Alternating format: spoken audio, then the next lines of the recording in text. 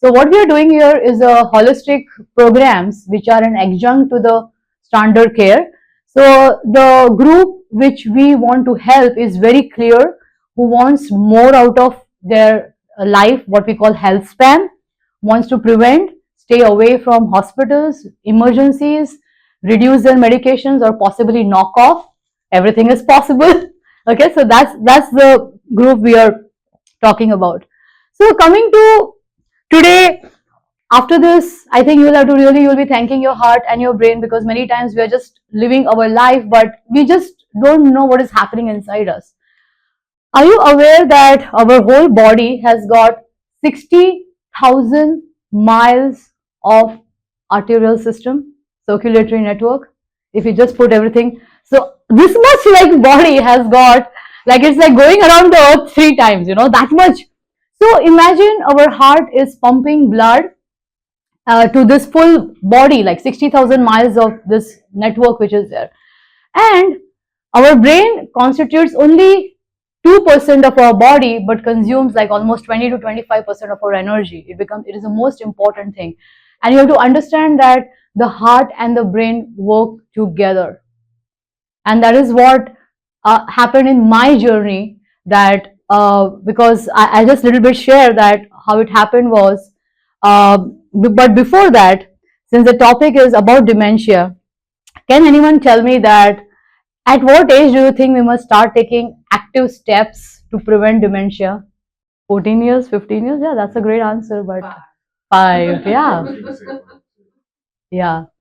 So generally yeah, whatever age you know, that's the best to start. That's the real answer. But thing is that if you look statistically, after 60 years, the incidence increases 1%, 2%, and then as you age, it becomes more and more. And of course, in young age, we are learning, we are growing and all that stuff. There is a lot of neurons, there is curiosity and all that stuff. But generally after 20s, we stop learning. We feel we have got these degrees and then we get stuck up with some job or thing and we keep on doing the same thing. We stop learning, we stop growing. So generally, on an average, if we start somewhere in the midlife, it's a good stage to begin with. But as Dr. Justin rightly said, that whenever you know, it's best to start, right? And second thing is that what are the factors which are known, like what are the factors which are causing this? So dementia basically is a very broad term, okay? It technically means, Mayo Clinic says that, okay, whenever the cells, the nerve cells, what we call the neurons, are damaged, that's dementia. And under the, it's an umbrella, like, you know, of Parkinson's, Alzheimer's is a major 50-60%, Parkinson's, Lewy's bodies, vascular dementia, these are all different types. So it's a very broad term, okay? So it is multifactorial, okay? So they found that many factors. One is like less education because what happens is that people are not learning, okay? When you're learning, your neurons are wiring together and firing together. That is Hebb's law. So whenever you learn, you are creating networks in your brain, okay? So smoking, alcohol, more than 21 like pegs in a week, these are all the factors. And Dr. Mark talks very simple. He doesn't talk all the scientific jargons, but he really drove home a point of social connection, because isolation and loneliness is another factor. Sedentary life, like, you know, 90% of the stimulation what we get actually to the brain is with exercise. So many people are playing all these puzzles and this and doing mental exercises and all.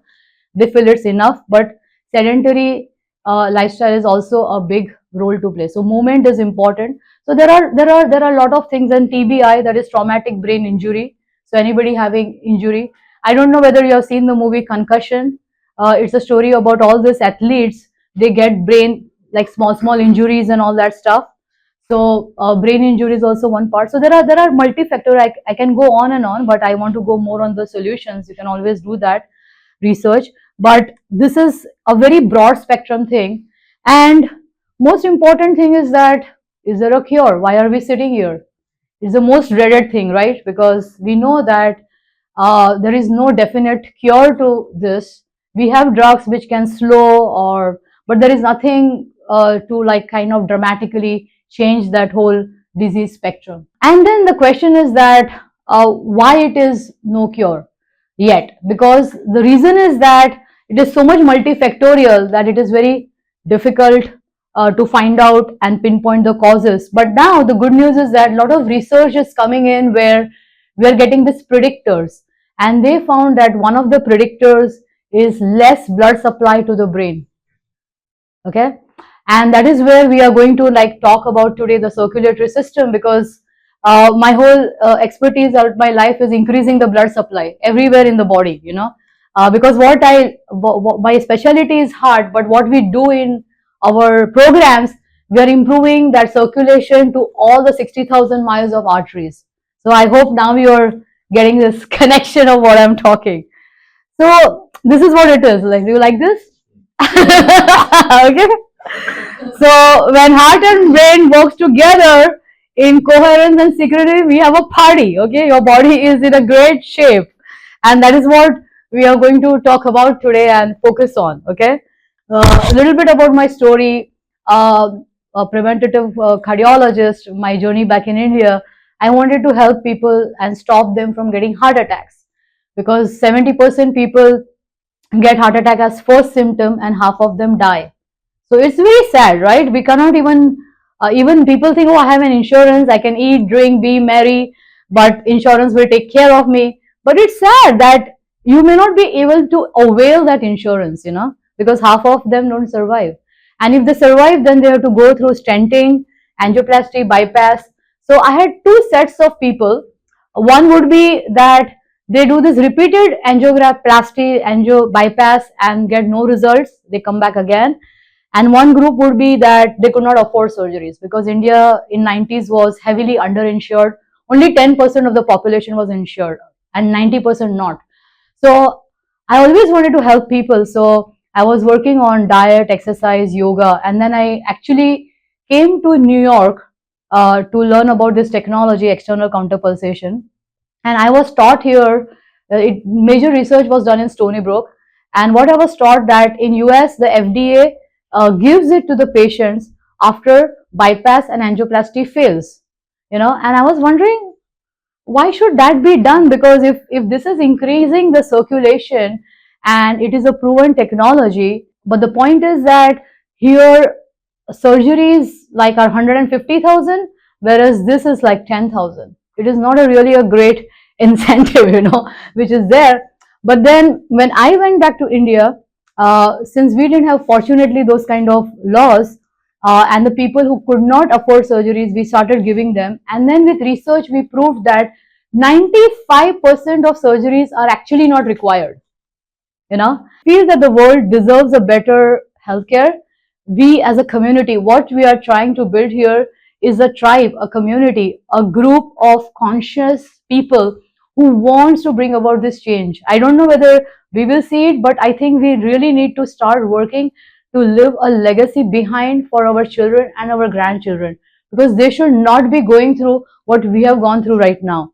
And that is the motivation which makes me wake up in the morning and do what I'm doing, you know.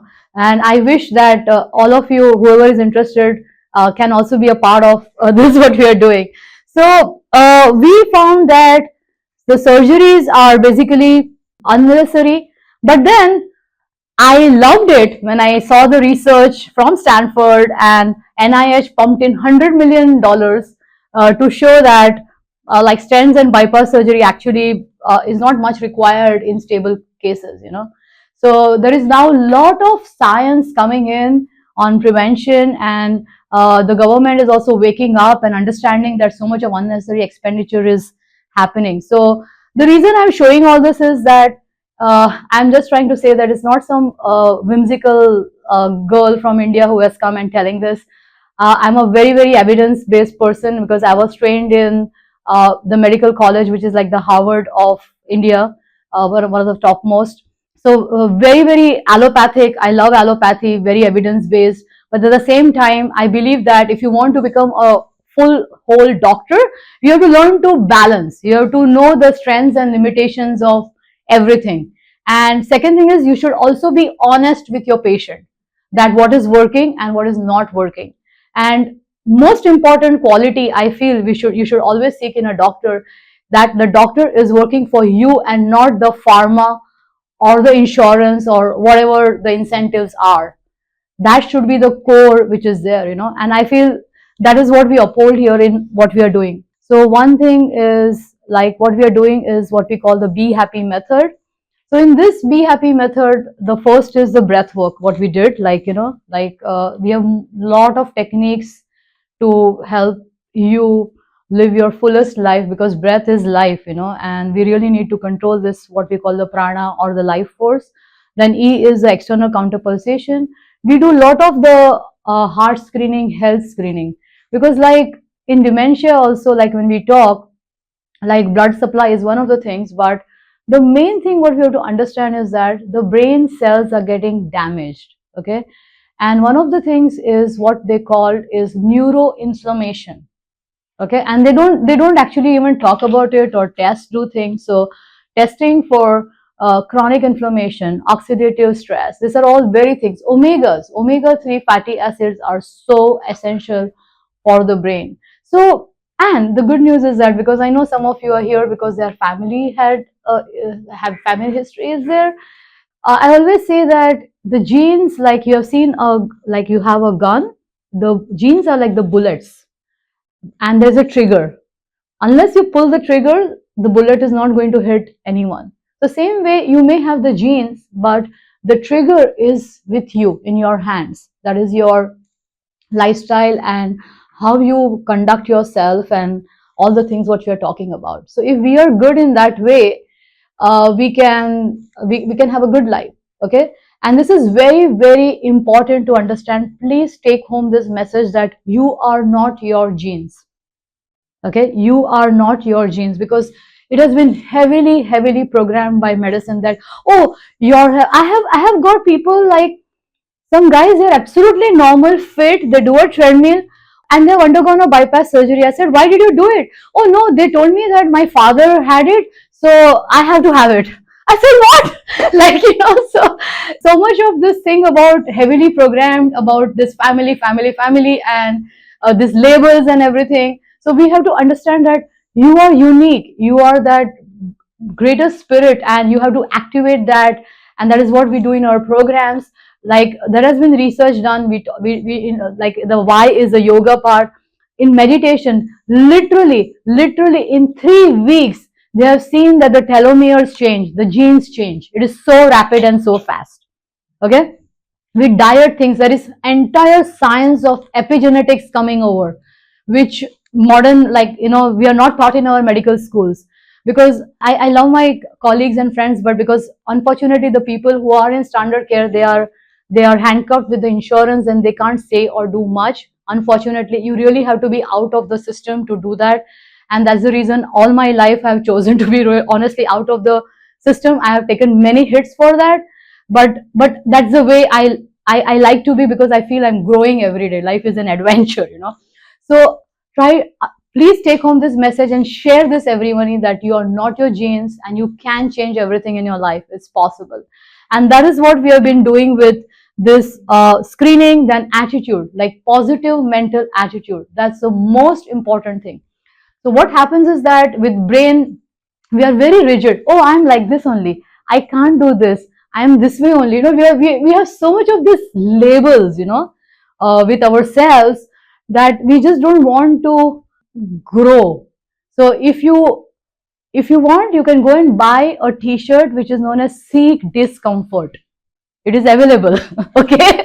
So when you are, what I mean is not like literally that, but what I mean is go and do new things. Learn things which you find it difficult, because that is where your brain gets challenged. You have to understand that there are billions and billions of these neurons and they're all isolated.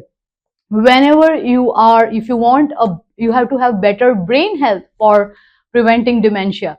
So whenever you are learning new activity or doing something new and you are challenging yourself, that is where you are actually connecting yourself, okay, the brain neurons. And I know that there are many seniors over here and we hate technology and we are averse to technology and we get very irritated, but then love technology because that is something which is going to help you again build your brain thing, because we are trying to learn something new, right? And I was also at that spot that, oh, I don't like technology, but you know what, it first starts with a place of love. If you have irritation, again stress vasoconstriction, short supply of blood. Try to understand this. And the another biggest thing in our when I talk of attitude in US is about uh, impatience. We are the generation of instant gratification, right? Drive through this, that. If we don't get anything immediately on demand, we get very frustrated. Okay. And this is where I feel the uh, Oriental and the Asian thing comes in the yoga, that, just be patient, just be like, mindful, and just take it easy, because this all actually is good for your nervous system. Because excessive stress again traumatizes your brain, the cortisol and all that. Okay. Talk about the what we call the plant-based diet. We are not very like rigid about that, oh, you have to have only plant, like how Mark said that you can eat other things also, like if you want to eat meat or anything, we but how that should that be, how to read the labels, and what is more healthy, we give all those options.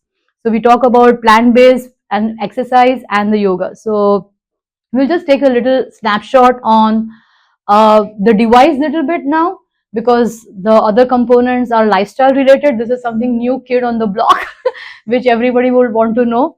So if you look at this device, you lie down on a bed, and have you seen the blood pressure cuffs? So we have the blood pressure cuffs like that, tied, something like that, tied on your calves, your thighs, and your butts, and we push the blood supply to your heart, to the brain. Okay. And this is what, if you see here, like after 35 sessions, there is this entire new blood vessels which is formed, which is known as angiogenesis. So it increases the blood supply to the heart, 33% blood supply to the brain. So I'm going to now tell you about the different studies which have been done. So it started in the 90s mainly with the heart. It got FDA approval for the heart, that it helped people to improve the chest pain, shortness of breath, improve the functioning of the heart, and all those things. So that is what happened. But it also actually gave people more energy, better sleep, and reduction in medications. So that was a side effect, because this is non-pharmacological. Okay. And then also some people got better erections. That was another side effect. So then they started doing studies in erectile dysfunction. Then some people's Parkinsonism improved. Okay, Parkinsonism is also under the umbrella of dementia.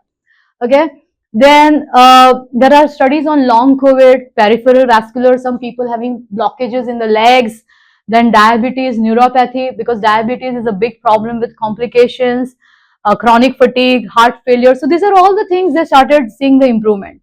And this is something which I would really like to highlight, is about today's topic, which is about dementia, cognitive decline.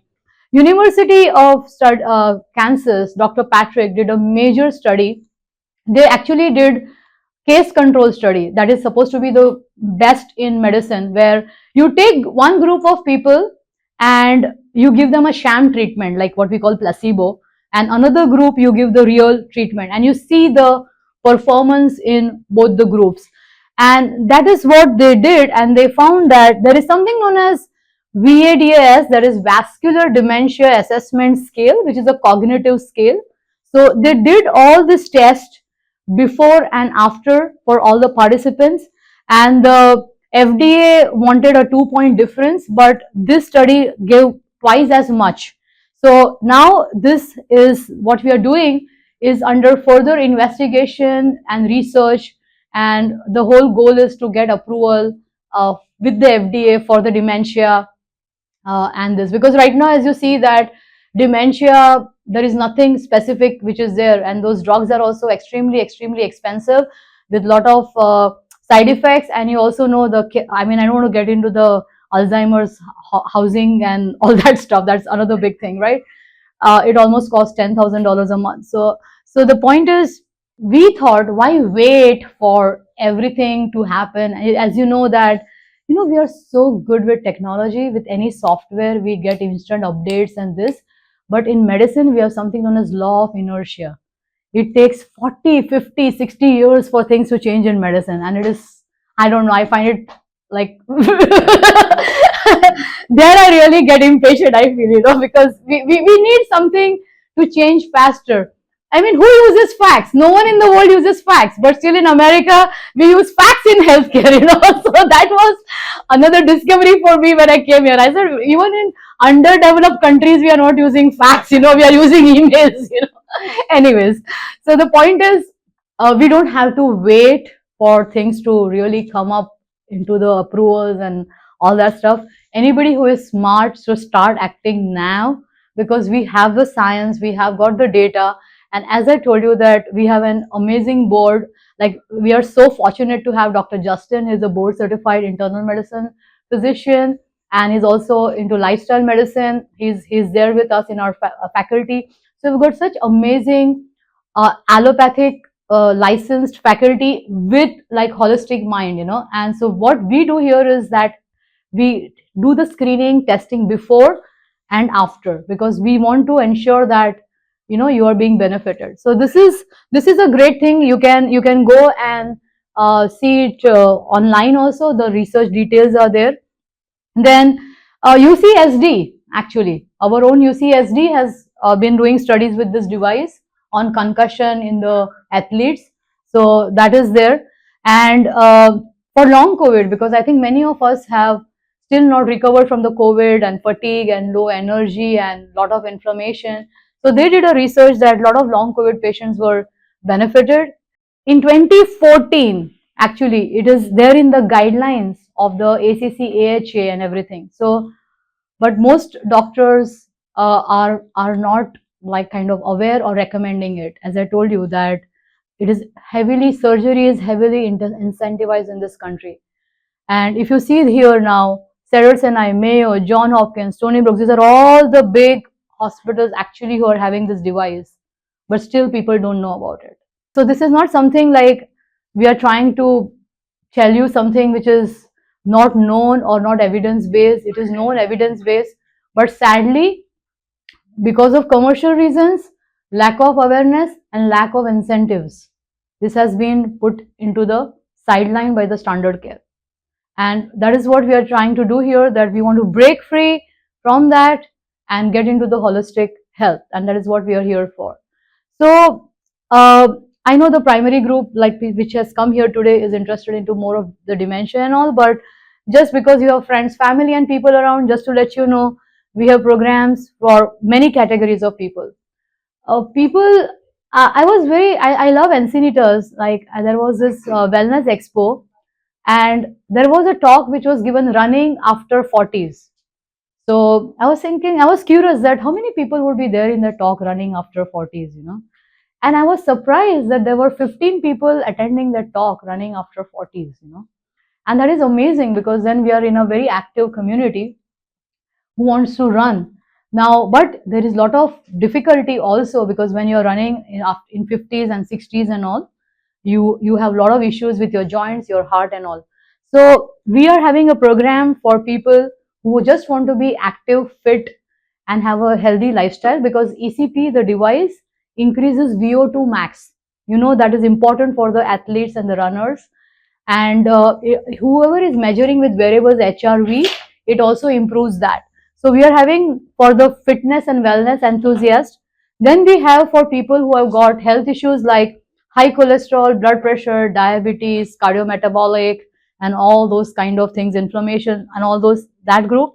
And the third group is people who are actually witnessing symptoms of dementia or cognitive decline or forgetfulness, and all these things are happening, heart issues. So the active disease, if we want to increase the blood flow. So we are handling in our clinic patients with heart problems, stents, surgeries, dementia. We are handling with erectile dysfunction, Parkinson's. These are all the people which we are helping right now through our programs. So this is a wide range which we are doing. And another thing is that, as I told you that less blood supply to the brain, vascular dementia, stroke, these are all the real things which are there. So we do a lot of screening, and our goal is that before those blockages are developed, we go and nip it in the bud. That's what we try to do. So we do all those screening. As I told you that we work on the mindset. Now I just want to give you a little statistics that just doing regular exercise reduces the risk of dementia by 30%, Alzheimer's by 45%. Okay. I think it's very, very important to find time for exercise and movements and whatever you like. If you don't like to walk, swim, any kind of things. And the main thing what this device does is actually is like a passive aerobic exercise. You get all the benefits of exercise without doing the exercise. That is what this device does. But we encourage people to do exercise. And then I think food is very important. Let food be your medicine and let medicine be your food. So we give an extensive education. Food be your medicine and not supplements be your food. Because we see here people with coming bags of supplements, and for everything they have one bag of supplement, So I don't think so that's the way. That does not mean that we don't believe. We believe in essential supplementation like omega-3. We require that, to beat chronic inflammation, oxidative stress. But just keep it minimal, like not like having too many supplements. So we believe, and also we believe in evidence-based supplementation. So where whatever supplements people are taking, we test them before and after, and we keep only what is serving them.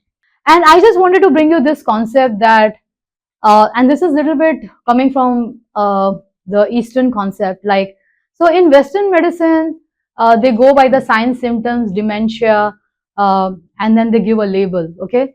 But in yoga, which is the union of the body, mind, and soul, we have something known as Panch Mahakosha, that is 5 layers. We are not just the physical body, that is just one part of it, physical body. Then we have got the breath body, which is our Pranamaya Kosha, what we call the life force. Then we have got the emotional body, which is the mind, the Manomaya Kosha. Then we have got intellectual body, Vijnanamaya Kosha. And then finally we have got the bliss body, which is Anandamaya Kosha.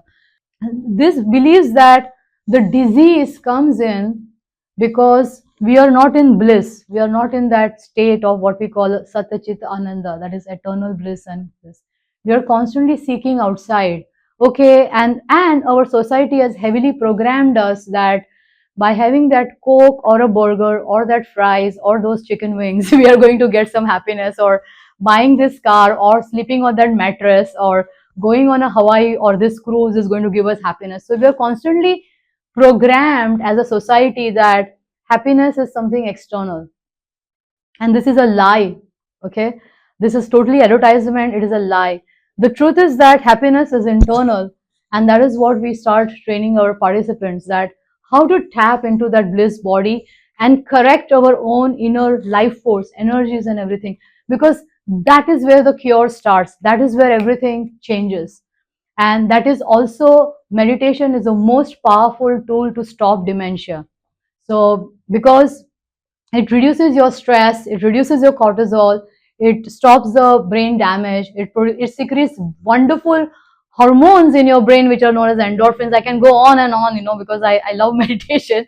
So, but that is something which we highly, highly encourage.